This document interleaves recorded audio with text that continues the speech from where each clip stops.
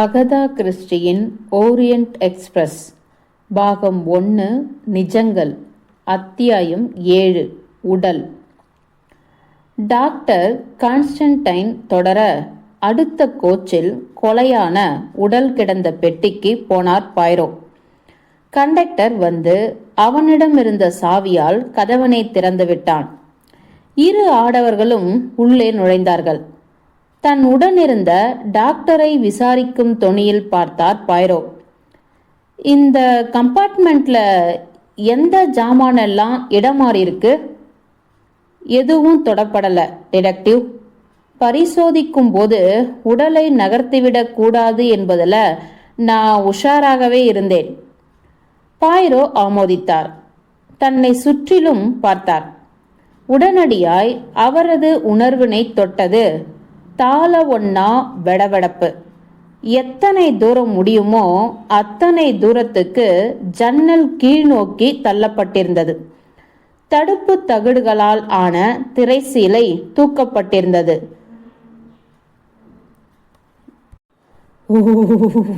என்றார் பாய்ரோ. அருகில் இருந்தவரோ பாராட்டும் தொனியில் புன்னகைத்தார்.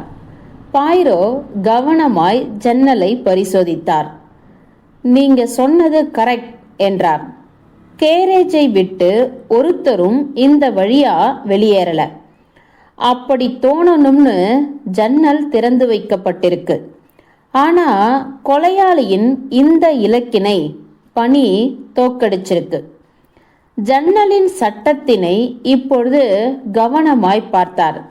தன்னிடம் இருந்த சிறு பெட்டியிலிருந்து கொஞ்சம் பவுடரை எடுத்து அதன் மீது தூவிவிட்டார்.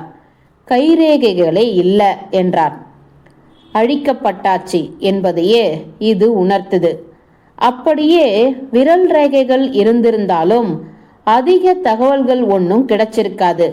அவை மிஸ்டர் ரிச்சர்டின் கைரேகைகளாகவோ அல்லது அவரோட பணியால் கண்டக்டருடைய கைரேகைகளாகவோ இருந்திருக்கும். இந்த காலத்துல கொலைகாரனுங்க இத்தனை சின்ன தப்புகளை எல்லாம் பண்ணுவதே கிடையாது. இதுதான் நடந்திருப்பது என்று உற்சாகமாய் முடித்த அவர், ஜன்னலை நாம மூடிடலாம் என்றார். இப்ப இது ஒரு குளிர்சாதன பெட்டிதான்.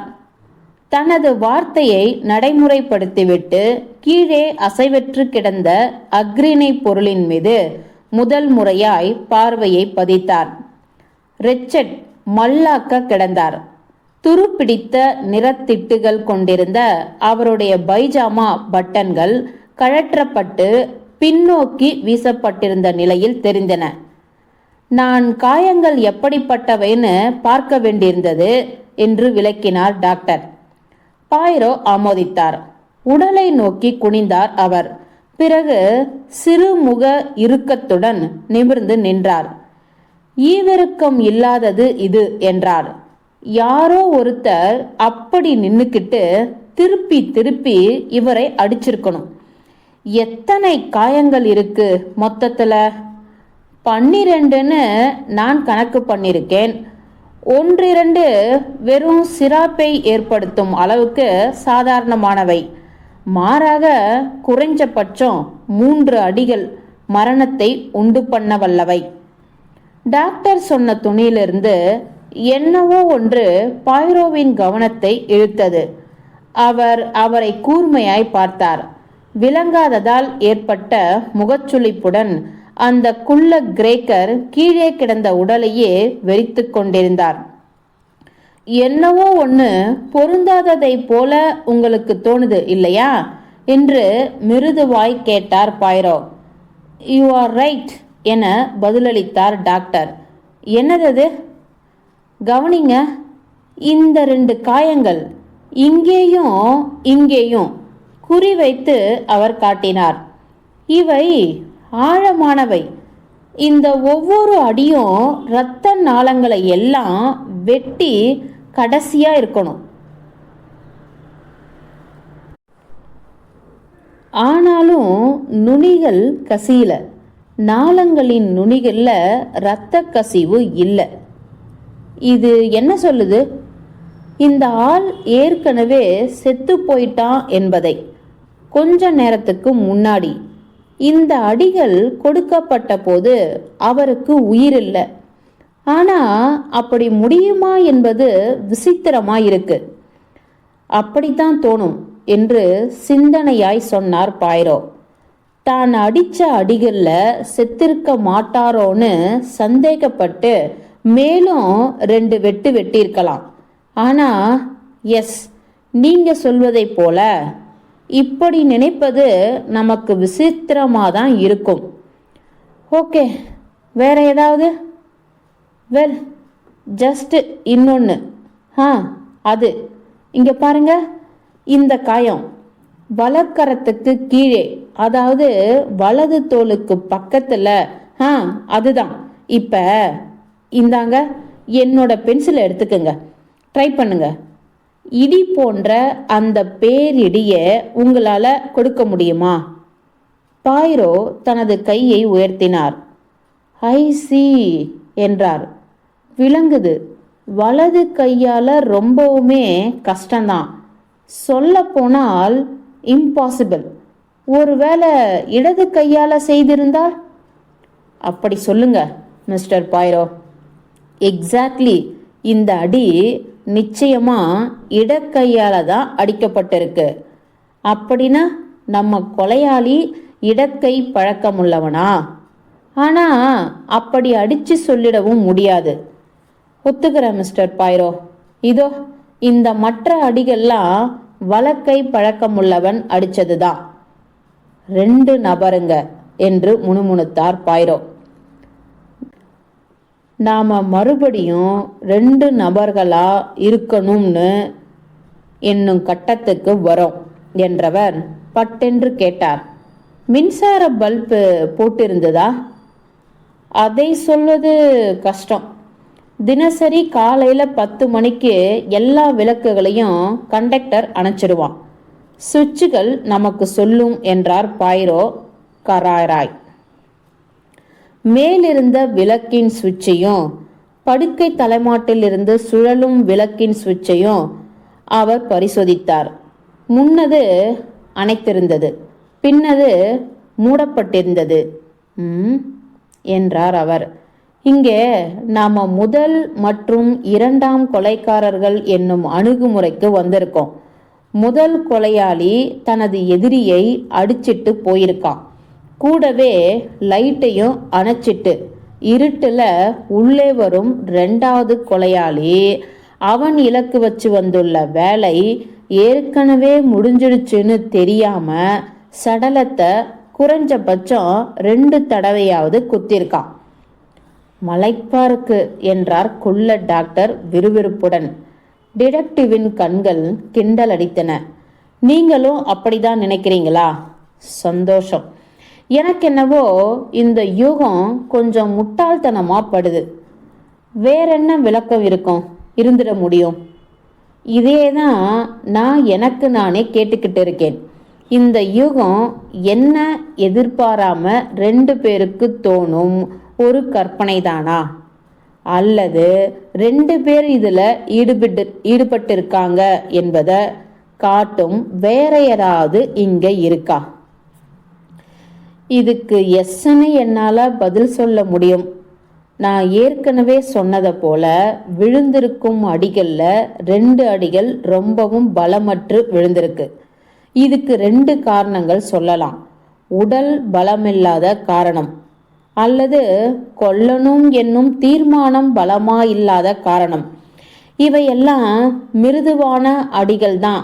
ஆனா இதோ இங்கிருக்கும் 1, மேலும் இது. மறுபடியும் அவர் சுட்டி காட்டினார். மாபெரும் பலம் வேணும் இந்த 2 அடிகளையும் செலுத்த.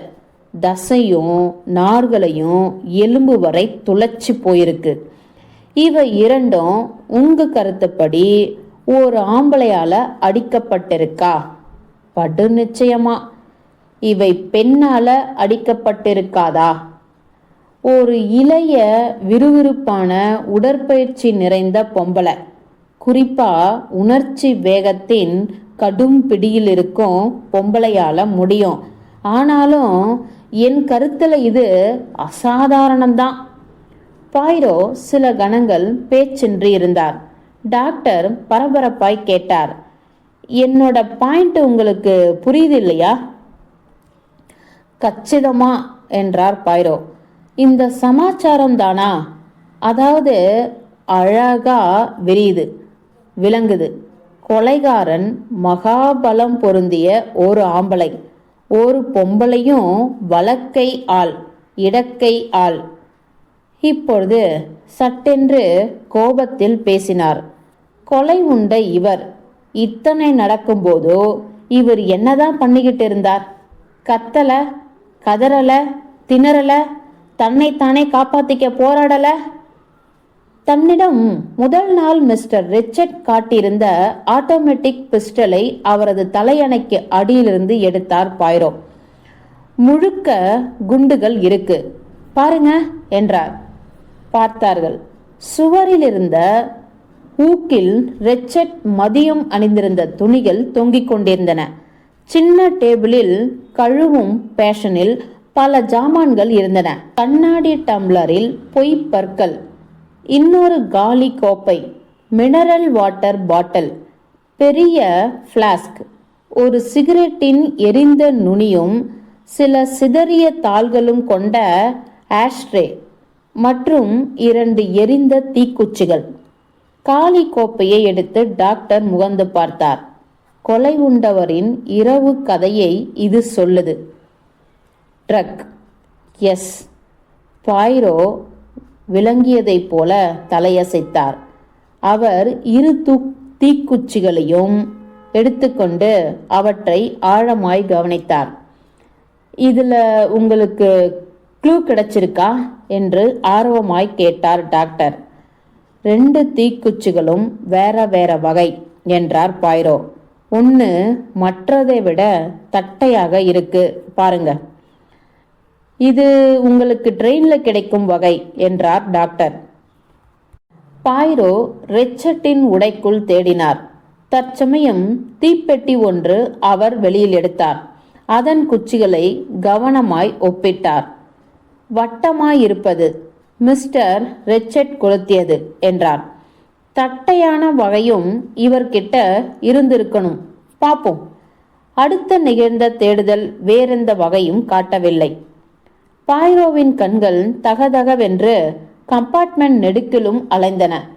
பறவையின் கண்களைப் போல அவை பிரகாசமாகவும் கூர்மையாகவும் இருந்தன. அக்கண்களின் கண்காணிப்பிலிருந்து எதுவும் தப்பாது. ஒரு சிறிய ஆச்சரியத்துடன் குனிந்து தரையிலிருந்து எதையோ அவர் எடுத்தார். ஒரு சிறு கேம்ப்ரிக் துணி, ரொம்பவும் மிருதுவாய் இருந்தது. பணியாட்களின் தலைவன் சொன்னது சரிதான். இதுல ஒரு பெண்ணும் சம்பந்தப்பட்டிருக்கா. அவ ரொம்ப ஜாலியா தனது கர்ச்சிப்பை தனக்கு பின்னால விட்டுட்டு போயிடுறா என்றார் பைரோ. சினிமாவிலும் நாவல்களிலும் காட்டப்படுவதைப் போலவே இதுல ஏதாவது இனிஷியல் பொறிக்கப்பட்டு இன்னும் நம் வேலை சுலபமாகும்படி.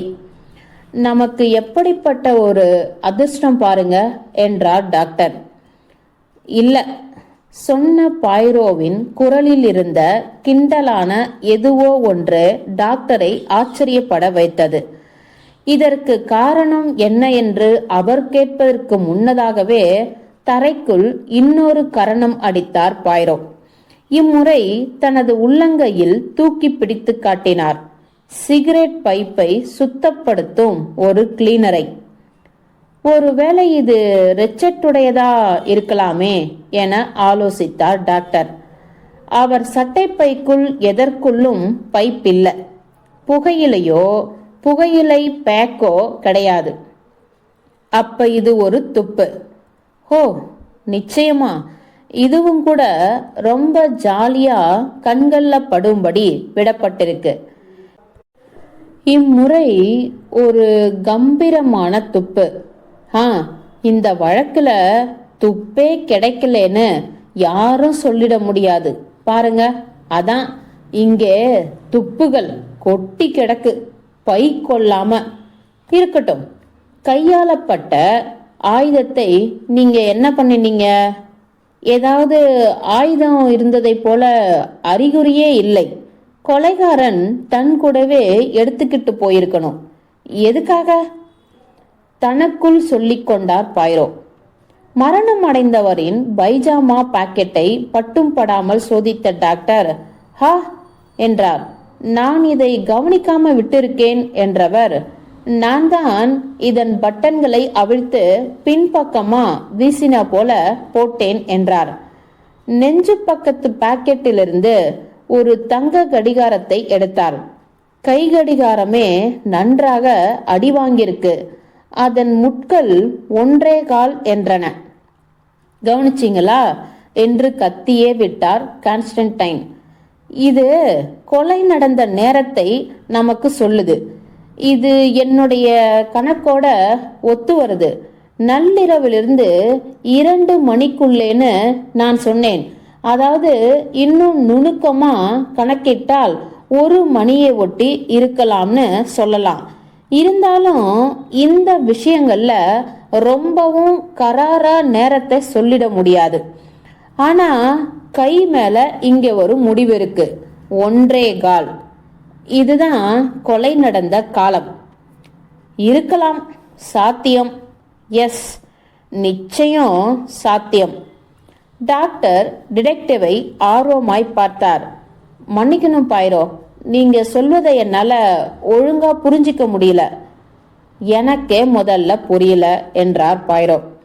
எனக்கு ஒண்ணுமே புரியல. இதுதான் எனக்கு கவலையா இருக்கு. ஒண்ணுமே புரியல. பெருமூச்சு விட்ட அவர் சின்ன டேபிள் பக்கமாய் சாய்ந்து சிதறியிருந்த தாளின் துண்டினை பரிசோதித்தார். அவருக்குள்ளேயே முணுமுணுத்து கொண்டார். பெண்கள் தங்களது தொப்பி இத்தியாதிகளை வச்சு ஒரு பழைய கைப்பெட்டியை பயன்படுத்துவாங்க. அது எனக்கு இப்ப வேணும். பாய்ரோ சொன்ன இதன் அர்த்தம் என்ன என்பதை விளங்கிக் கொள்ள முடியாதவராய் போனார் டாக்டர். அவர் விளக்கம் கேட்க பாய்ரோ அவகாசம் அளிக்கவில்லை. கதவினை திறந்து வராண்டாவை பார்த்த அவர் கண்டக்டருக்கு குரல் தந்தார். அழைக்கப்பட்டவன் ஓடி வந்தான். இந்த கோச்சில் எத்தனை பொம்பளைங்க இருக்காங்க? விரல் விட்டு எண்ணினான் அவன். 1 2 3 6 சார். வயசான அமெரிக்கன் லேடி, ஸ்வீடன் நாட்டு லேடி, இளைய ஆங்கில லேடி, மேடம் ஆண்ட்ராய்னே, இளவரசி ட்ரோகோ மிராஃப் மற்றும் அவங்களுடைய பணிப்பெண். பாய்ரோ கவனித்து கொண்டார். இவங்க எல்லோருக்கும் தொப்பி போன்றவைகளை வைக்கும் சின்ன கைப்பெட்டி இருக்கா? ஆமா சார். அப்ப என்கிட்ட எடுத்துக்கிட்டு வா, நான் பார்க்கிறேன். குறிப்பா ஸ்வீடன் நாட்டு பொம்பளை மற்றும் அந்த பணிப்பெண் 2 பேருடையதையும். அந்த 2 பேர் தான் என் கணக்கில் வராங்க. இது கஸ்டம்ஸ் தேவை. அப்படி இப்படின்னு உன் வாயில எது தோணுதோ அதை ஒரு காரணமா சொல்லி வாங்கிக்கிட்டு வா. அதெல்லாம் பிரச்சனையே இல்லை சார். நான் 2 பேருமே இப்ப அவங்க கம்பார்ட்மெண்ட்ல கிடையாது. அப்ப சீக்கிரம். கண்டக்டர் போனான். 2 தொப்பி பெட்டிகளுடனும் திரும்பினான்.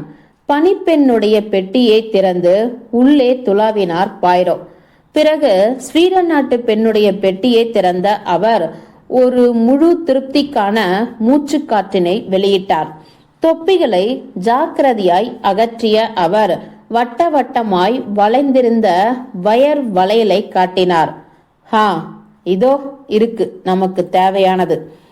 15 வருடங்களுக்கு முன்னாடி தொப்பி பெட்டிகள் இப்படித்தான் செய்யப்பட்டிருந்தன. தொப்பிகளை இந்த வயர் வளையலுக்குள் ஒரு பின் போட்டு செருகி வைப்பாங்க. பேசியபடியே மிகவும் திறமையாய் 2 இணைப்புகளை அவர் விளக்கினார். பிறகு தொப்பி பெட்டியை மீண்டும் பேக் செய்துவிட்டு எங்கிருந்தனவோ அங்கே கொண்டு போய் 2ஐயும் வைத்து விடுமாறு கண்டக்டருக்கு பணித்தார். கதவு சாத்தப்பட்டதும் தன்னுடன் இருந்தவரோடு மீண்டும் இணைந்து கொண்டார். கவனிங்க டாக்டர், நான் ரொம்ப பெரிய நிபுணத்துவமான வழிமுறைகளை எல்லாம் கடைபிடிப்பவன் கிடையாது.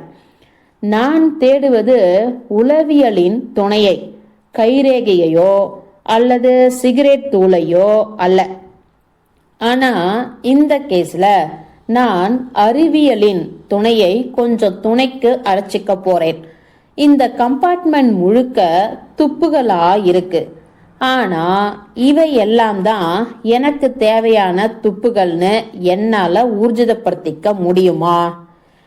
என்னால உங்களை இங்க முழுக்க புரிஞ்சிக்க முடியல மிஸ்டர் பாய்ரோ. வெல், உங்களுக்கு ஒரு உதாரணம் தரேன். நாம இங்கே ஒரு பொம்பளை கைக்குட்டையை பார்க்கிறோம். ஒரு பெண் தான் அதை கீழே போட்டாளா, இல்ல இக்கொலைய ஒரு பெண் செய்தார் போல நான் காட்டுறேன் என் எதிரியை சில பலகீனமான மற்றும் சத்தற்ற அடிகளையும் சேர்த்து பல முறை தேவையில்லாமல் தாக்குறேன். தாக்கிட்டு யாருடைய கண்ணிலிருந்தும் தப்பிக்க முடியாத ஒரு பிரகாசமான இடத்துல இந்த கைக்குட்டையை நான் போடுறேன். இப்படி தனக்குத்தானே நினைச்சுக்கிட்டு இந்த கொலை செஞ்ச ஆள் போட்டிருப்பானா? இது ஒரு சாத்தியக்கூறு. அப்புறம் இன்னொன்னு இருக்கு. ஒரு பெண் கொலையை செய்துட்டு இதை ஒரு ஆண் செய்ததா இருக்கட்டும் என்னும் பிளான்ல ஒரு பைப் கிளீனரை போட்டிருப்பாளா? இல்ல இதுல ஒரு ஆணும் பெண்ணும் தனித்தனியா சம்பந்தப்பட்டிருந்து அவங்களுக்கு தெரியாமலேயே அவங்களுடைய அடையாளங்களை தவற விட்டு இருப்பாங்களா? இந்த துப்புகள் கொஞ்சம் நம்ப முடியாத வகையில அமைஞ்சிருக்கே. இன்னும் புதிர் போடப்பட்டவராகவே தெரிந்த டாக்டர் இதுல எங்கிருந்து தொப்பி பெட்டி நுழையுது என்றாள். அதுக்கு வரேன். நான் இப்ப சொன்னதை போலவே இந்த துப்புகள் வாட்சு 1.25 காலுக்கு நின்னு போனது. கைக்குட்டை, சிகரெட் பைப் கிளீனர் இவையெல்லாம் நிஜமான துப்புகளா இருக்கலாம், இல்ல போலியாகவும் இருக்கலாம். எதுன்னு என்னால இப்ப ஊர்ஜிதப்படுத்த முடியாது. ஆனா இங்கே ஒரு துப்பை நான் நம்புறேன். போலி இல்லைன்னு நம்புறேன். ஆனா என் நம்பிக்கை தப்பாகவும் இருக்கலாம். எனினும் நம்புறேன். இந்த தட்டை தீக்குச்சியை சொல்றேன் ஃப்ரெண்ட். இது மிஸ்டர் ரிச்சர்டால பயன்படுத்தப்படல, கொலைகாரனால பயன்படுத்தப்பட்டிருக்குன்னு நான் நம்புறேன். இது காட்டி கொடுக்க வல்ல ஏதோ ஒரு பேப்பரை எரிப்பதற்காக பயன்படுத்தப்பட்டிருக்கு. ஏதோ ஒரு குறிப்பு அதுல இருந்திருக்கு. அப்படிதானா அந்த குறிப்புல என்னவோ அடங்கியிருக்கு. ஒரு தவறு, ஒரு குற்றம். இந்த குறிப்பு கொலைகாரனுக்கு ஒரு துப்பை தந்திருக்கணும். ஓகே, இப்ப அந்த என்னவோ குறிப்பு என்னன்னு நான் மறுபடியும் கண்டுபிடிச்சு சொல்ல போறேன். கம்பார்ட்மெண்ட்டை விட்டு வெளியே போன அவர் சில நிமிடங்கள்ல ஒரு ஸ்பிரிட் விளக்கு மற்றும் வளைந்த நாக்கு போன்ற 2 வஸ்துகளுடன் திரும்பினார். என் மீசைக்கு இதுகளை நான் பயன்படுத்துகிறேன் என்றார் வளைந்திருந்தவர்களை காட்டி. டாக்டர் அவரை மிகுந்த ஈடுபாட்டுடன் கவனித்தார். வளைந்திருந்த 2 வயர்களையும் தட்டையாக்கினார். பெரும் பிரயத்தனப்பட்டு அவற்றில் ஒன்றுடன் கிழிந்து போயிருந்த துண்டு தாளை சுருட்டினார். இதன் தலையில் அடுத்த வயரை அமைத்து பிறகு 2ஐயும் சேர்த்து ஒன்றாய் பிடித்து ஸ்பிரிட் விளக்கின் ஜுவாலையில் காட்டினார். இது ஒரு கஷ்டமான ஏற்பாடு என்றார். அப்படியே தன் பணியை செய்தபடி இதை எதுக்காக பண்ணுகிறேனோ அதுக்கான விடை கொடுக்கணும் எதிர்பார்ப்பு. டாக்டர் நடப்பவற்றை உன்னிப்பாய் கவனித்தபடி இருந்தார். அந்த உலோகம் பிரகாசிக்க ஆரம்பித்தது. திடுமென்று பட்டும் படாதவாறு தெரிந்த சில அச்சரங்களை பார்த்தார். சற்று நேரத்தில் வார்த்தைகள் தானாய் உருவாயின. நெருப்பில் வார்த்தைகள். அது ஒரு மிக சிறிய துண்டு. 3 வார்த்தைகளும் மற்றொன்றின் பாதியும் மட்டும் தெரிந்தன. அங்கத்தினர் லிட்டில் டெய்சி ஆம்ஸ்ட்ராங். ஹ என்று ஒரு கூர்மையான உணர்ச்சியை வெளியிட்டார் பாய்ரோ. இது உங்களுக்கு எதையாவது விளக்குதா என கேட்டார் டாக்டர். பாய்ரோ கண்களை மினுமினுத்துக் கொண்டிருந்தார். அவர் தன்னிடமிருந்த நாக்கு இத்தியாதி வஸ்துகளை கவனமாய் கீழே வைத்தார். எஸ் என்றார்.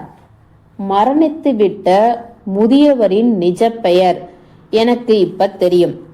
இவர் அமெரிக்காவை விட்டுட்டு ஏன் வரணும்னு எனக்கு தெரியும். இவருடைய பெயர் என்ன? கேஸ்டி. கேஸ்டி? டாக்டர் புருவங்கள் சுருண்டன. இந்த பெயர் என்னுள்ளே ஏதோ ஒரு ஞாபகத்தை கொண்டு வருது. கொஞ்சம் வருடங்களுக்கு முன்னாடி எப்பன்னு என்னால நினைவுபடுத்த முடியல. இது ஒரு அமெரிக்க கேஸ், சரிதானே? எஸ் என்றார் பாய்ரோ. அமெரிக்காவில் நடந்த ஒரு கேஸ். இது பற்றி மேற்கொண்டு பேச பாய்ரோ முற்படவில்லை. நாம அதை பற்றி பேசுவோம் என்றுவிட்டு தன்னை சுற்றிலும் ஒரு முறை பார்த்தார். இங்கே பார்க்க வேண்டியவை எல்லாத்தையும் பார்த்தாச்சுன்னு ஒரு முறை செக் பண்ணிடுவோம். வேகமாகவும் துரிதமாகவும் இன்னும் ஒரு முறை அவர் மரணம் அடைந்தவரின் துணிமணிகள், பாக்கெட்டுகளை பரிசோதித்தார். ஆனால் இன்ட்ரெஸ்டிங்கா எதுவும் கிடைக்கவில்லை. அடுத்த கம்பார்ட்மெண்ட்டுக்கு வழி பண்ணும் கதவினை தள்ளி பார்த்தார். ஆனால் அது அந்த பக்கத்தில் தாளிடப்பட்டிருந்தது. எனக்கு ஒரு விஷயம் விளங்கல என்றார் டாக்டர். கொலைகாரன் ஜன்னல் வழியாகவும் வெளியேறல, பக்கத்து கம்பார்ட்மெண்ட் வழியாகவும் தப்பிக்கல. இந்த கம்பார்ட்மெண்ட் உள்ள தாளிடப்பட்டதோட மட்டுமில்லாம செயினும் போடப்பட்டிருக்கு. அப்படின்னா அவன் எப்படிதான் கம்பார்ட்மெண்ட்டை விட்டு வெளியேறி இருப்பான்? இதைதான் அப்படியே காத்தோட கரைஞ்சிட்டதா சொல்லுவாங்க. அப்படின்னா விளக்குறேன். கொலைகாரன் தான் ஜன்னல் வழியா தான் தப்பிச்சு போனதா நம்ப வைக்கணும்னு நினைச்சிருந்ததால அவன் நிச்சயமா மற்ற இரு வழிகளும் பயன்படுத்தப்படலேன்னு ஸ்திரமா நம்ப வைப்பான். இது நேச்சுரல். உள்ளே காத்தோட கரைஞ்சு போய்விடுவதை போல. இது ஒரு ட்ரிக்கு, வித்தை. இதை கண்டுபிடிக்க வேண்டியதுதான் நம்ம வேலை. சொல்லியபடி அடுத்த கம்பார்ட்மெண்ட்டுக்கு வழிவிடும் கதவின் இந்த பக்கத்திலும் தாழ்பாலை போட்டார் பாய்ரோ. ஒருவேளை இந்த மிஸ்ஸஸ் அப்பார்ட் இந்த வழக்கு பற்றி தனக்கு தான் எல்லாம் முதலில் தெரிஞ்சுதுன்னு அவளோட பெண்ணுக்கு கடிதம் எழுத முடிவெடுத்து விட்டால்? சுற்றிலும் மற்றொரு முறை கவனித்தார் பாய்ரோ. இங்கே இனி மேற்கொண்டு பண்ண எதுவும் இல்லை. மிஸ்டர் பவுக்குடன் போய் இணைஞ்சிப்போம்.